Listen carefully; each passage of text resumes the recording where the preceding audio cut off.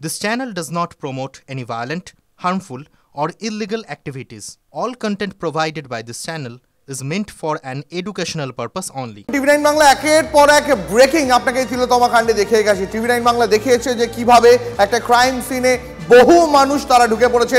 টিভি9 বাংলা দেখিয়েছে কিভাবে পরিবার তার অভিযোগ তুলেছে যে তিলোত্তমার মৃত্যুর পর তার গায়ে চাদরের রং বারবার পাল্টেছে, যদিও সব অভিযোগই পুলিশ অস্বীকার করেছে। আর আজ ঠিক দুপুর 12টায় প্রেস কর্নারে আপনাদের সামনে যে ব্রেকিং নিউজ আমরা দেখাবো। UEM Jaipur is a perfect target for prospective students aspiring for good jobs, good education with future-ready skills. Seminar room, সেই সেমিনার রুম চত্বর আপনারা জানেন তিলোত্তমার মৃত্যুর ঠিক দিন কয়েক পরেই সেমিনার রুমে ভাঙচুর করা হয়। সেমিনার রুম থেকে কি বহু তথ্য প্রমাণ লোপাট হয়েছে, এই প্রশ্ন উঠছিল। আর আজ টিভি9 বাংলার কাছে রয়েছে সেই সরকারি আদেশনামা। কে ভাঙা নির্দেশ দিয়েছিল সেমিনার রুম, এই প্রশ্ন বারবার তুলেছে তিলোত্তমার পরিবার।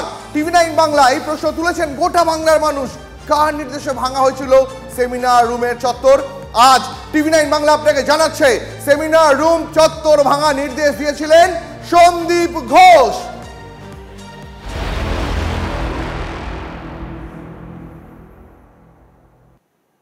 সেই ছবি আমরা এই মুহূর্তে আপনাদের দেখাচ্ছি, সেই পারমিশন লেটার যেটা এই মুহূর্তে একমাত্র টিভি9 বাংলার কাছে রয়েছে।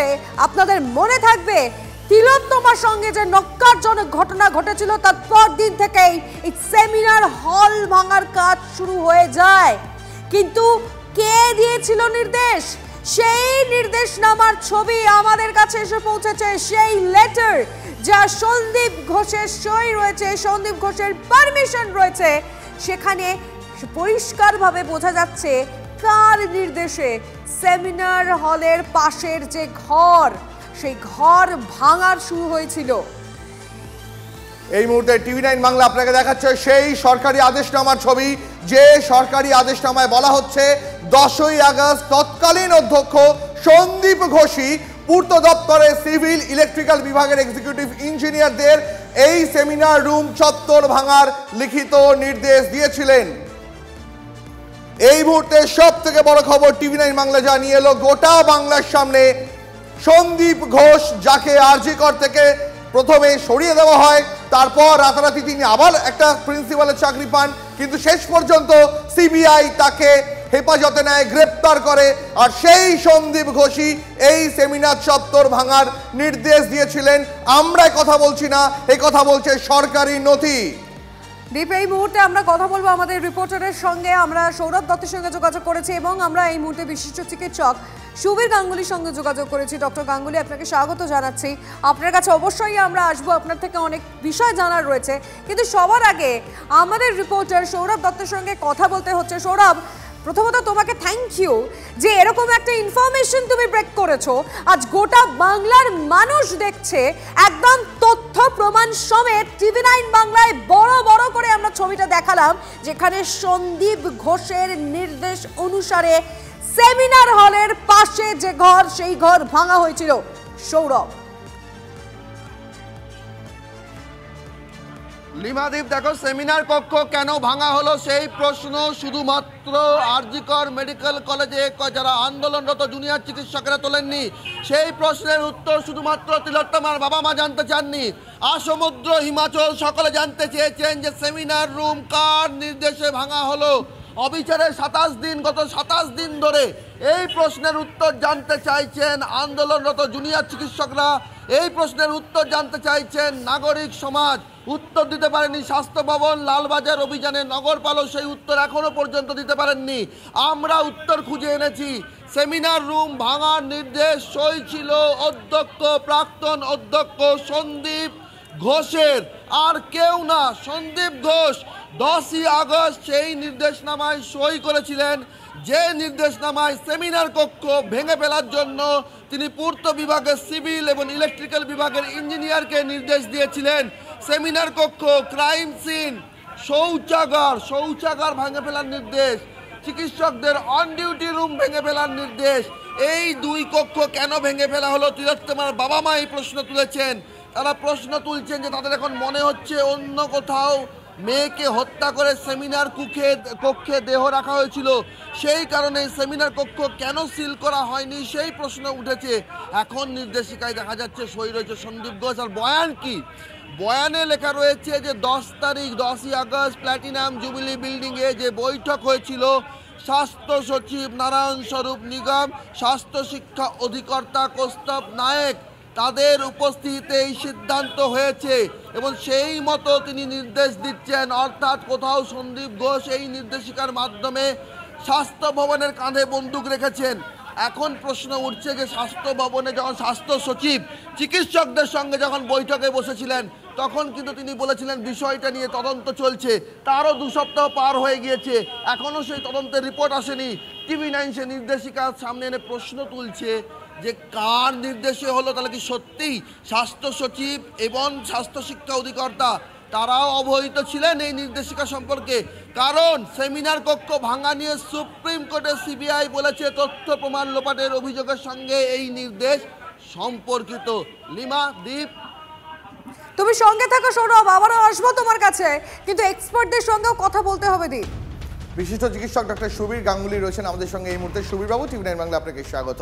দেখুন, সেমিনার রুম, যে সেমিনার রুমের মধ্যে বেশ কিছু তথ্য পাওয়া যেত, সেই সেমিনার রুম চত্বরে যেখানে অনেক ফুটপ্রিন্ট, ফিঙ্গারপ্রিন্ট, যে সংলগ্ন শৌচাগার, সেখান থেকে বেশ কিছু তথ্য পাওয়া যেতে পারত। সেই ক্রাইম সিন কার্যত তছনছ করে দেওয়া হয়েছে ভেঙে। চিকিৎসকরা, যারা জুনিয়র চিকিৎসক, তারা বারবার প্রশ্ন তুলছিলেন যে একটা সরকারি দপ্তরে একটা কাজ করতে অনেক দিন পেরিয়ে যায়, সেখানে একটা রাতারাতি কিভাবে সেমিনার রুম চত্বর ভেঙে ফেলা যায়, এই নিয়ে বহু প্রশ্ন উঠছিল। এবার TV9 বাংলা সরকারি নথি দেখিয়ে পরিষ্কার করে দিল যে তৎকালীন যিনি অধ্যক্ষ ছিলেন সন্দীপ বাবু, তিনি এই সেমিনার রুম ভাঙার লিখিত নির্দেশ দিয়েছিলেন। কি বলবেন? এটা একটা মারাত্মক ষড়যন্ত্র, এবং যাতে সন্দীপ ঘোষ সরাসরি যুক্ত, শুধুমাত্র আর্থিক কেলেঙ্কারির জন্য তাকে CBI হেফাজতে নিয়েছিলেন। কিন্তু আমার মনে হচ্ছে এখন তিলোত্তমার খুনের ঘটনা, এটা পরিষ্কার পূর্ব পরিকল্পিত এবং পরকল্পিত। পরপরিকল্পিত মানে হচ্ছে যে ঘটনার পরে যে পরিকল্পনা তথ্য প্রমাণ লোপাট করার, এই সবেতেই সন্দীপ ঘোষের একটা অত্যন্ত তাৎপর্যপূর্ণ ভূমিকা ছিল। এবং এখানে আর একটা ভয়ঙ্কর ব্যাপার উঠে আসছে যে স্বাস্থ্য সচিব এবং ডাইরেক্টর মেডিকেল এডুকেশন, অর্থাৎ স্বাস্থ্য দপ্তরের যারা মাথা, তারাও কিন্তু একটা মিটিং করতে আর্জি করে দৌড়ে আসলেন। কত মিটিংই তো হয় আর্জি করে। এবং এই PWD ডিপার্টমেন্ট আমরা যখন ছিলাম, কোনোদিন তো ভাই দেখিনি স্বাস্থ্য সচিব বা DME এসে সেই মিটিং এ যোগ দিচ্ছেন। একমাত্র স্বাস্থ্যমন্ত্রী বাকি ছিলেন। সুতরাং এই যে ব্যাপারটা, কাকে ঢাকার জন্য, কাদের অপরাধ ঢাকার জন্য এই অতি সক্রিয়তা এবং অতি তৎপরতা, এটা অত্যন্ত সন্দেহজনক এবং যথেষ্ট হতাশাজনক। যারা পশ্চিমবঙ্গের স্বাস্থ্য ব্যবস্থার এখন নিয়ন্ত্রক, সেই তারা যদি এই ধরনের দুর্নীতি এবং কনস্পিরেসিতে ঢুকে থাকেন এবং পরে স্বাস্থ্য সচিব বলছেন আমরা তদন্ত করে দেখবো, তা তিনি তো নিজেই মিটিং করে গেছেন এবং সই করে দিয়েছেন সাদা কাগজে। সবাই যারা জানে, এই যে আপনারা বলছেন, এই কাগজ তো যারা যারা মিটিং এ ছিলেন সবাই জানেন। তারপর তিনি ওই রকম একটা খুব ইয়ের মতো একটা কথা বলছেন যে কিছুই জানেন না। এদেরও কিন্তু আমার মনে হয় হেফাজতে নিয়ে জেরা করা উচিত। এবং এটা নিয়ে কোনো দ্বিধা নেই আমার বলতে যে এরা সবাই যুক্ত এই খুনের ঘটনার সাথে, খুন এবং ধর্ষণ। এবং তা না হলে ওই তথ্য প্রমাণ লোপাটের জন্য স্বাস্থ্য সচিব DME দৌড়ে আসছেন আর্জি করে, সেই দিনই বসে অল্টার করছেন একটি ভাঙন। এইটা কিন্তু খুবই খুবই খুবই সন্দেহজনক এবং খুব দুর্ভাগ্যজনক। ডক্টর গাঙ্গুলি রয়েছেন আমাদের সঙ্গে। ডক্টর গাঙ্গুলির সঙ্গে কথা বলছিলাম। এই মুহূর্তে আমাদের সঙ্গে এই আলোচনায় যোগ দিয়েছেন ডক্টর সুবর্ণ গোস্বামীও। সুবর্ণ বাবু, আপনাকে স্বাগত TV9 বাংলায়। আমরা কথা বলবো সুবর্ণ গোস্বামীর সঙ্গে, কিন্তু তার আগে আমরা TV9 বাংলার দর্শকদের আরও একবার এই মুহূর্তে দাঁড়িয়ে সুপার এক্সক্লুসিভ এবং যে খবর TV9 বাংলার কাছে রয়েছে, বলা ভালো যে উত্তর বা যে খবর জানতে চাইছিল আজ গোটা বাংলা, সেই খবর ব্রেক করলো TV9 বাংলায়। কি তথ্য এক্সক্লুসিভ, দেখুন এই চিঠি, ভালো করে দেখুন সেই চিঠি যেটা আমাদের হাতে রয়েছে, যেখানে সেমিনার হলের পাশে যে রুম রয়েছে, একটি শৌচাগার রয়েছে যেটা রেস্ট রুম বলে বলা হচ্ছিল, সেই ঘরগুলো ভাঙা হলো কেন? এই ঘরগুলো ভাঙার নির্দেশ কে দিয়েছিল? এই প্রশ্নটা আমরা সেই দিন থেকেই তুলেছিলাম এবং এই উত্তর খোঁজার চেষ্টা আমরা লাগাতার করছিলাম। এবং অবশেষে TV9 বাংলার কাছে সেই উত্তর এলো। সন্দীপ ঘোষের নির্দেশেই সেমিনার হলের যে বাইরে যে দুটো ঘর অর্থাৎ শৌচালয় এবং যে একটি রেস্টরুম ছিল তা ভাঙা হয়েছে। আমরা এই মুহূর্তে ডক্টর সুবর্ণ গোস্বামীর সঙ্গে যোগাযোগ করতে পেরেছি। ডক্টর গোস্বামী, আপনাকে স্বাগত জানাচ্ছি TV9 বাংলায়। আমরা জানি সন্দীপ ঘোষ আর্জিকরে দুর্নীতি মামলায় তাকে ধরা হয়েছে, কিন্তু এখন যেটা দেখা যাচ্ছে যে তিলোত্তমা যে পরবর্তী ঘটনা তার ইনভলভমেন্ট কতটা ছিল এটা বোধহয় লেটারটা প্রমাণ করে দিচ্ছে। ডক্টর গোস্বামী, একদমই তাই। আমরা প্রথম থেকেই বলছি যে এই যে ঘটনাটি ঘটার পর থেকে ধামাচাপা দেওয়ার যে চেষ্টা এবং তথ্য প্রমাণ লোপাট করবার যে চেষ্টা, তার সাথে যুক্ত আছে এই সন্দীপ ঘোষ সহ পুরো সিন্ডিকেট রাজ যারা গত কয়েক বছর ধরে চালিয়ে আসছে রাজ্যের স্বাস্থ্য ব্যবস্থায়, যারা স্বাস্থ্য ভবন, বিভিন্ন medical college, West Bengal medical council, স্বাস্থ্য বিশ্ববিদ্যালয়, হেলথ রিক্রুটমেন্ট সমস্ত কিছু দখল করে আছে। যে নামগুলো সামনে চলে আসছে, সন্দীপ ঘোষের সেনাত বাহিনী যাদের বলছি, তারা সকলে প্রত্যক্ষ এবং পরোক্ষ, কেউ কেউ পরোক্ষ অপ্রত্যক্ষভাবে জড়িত।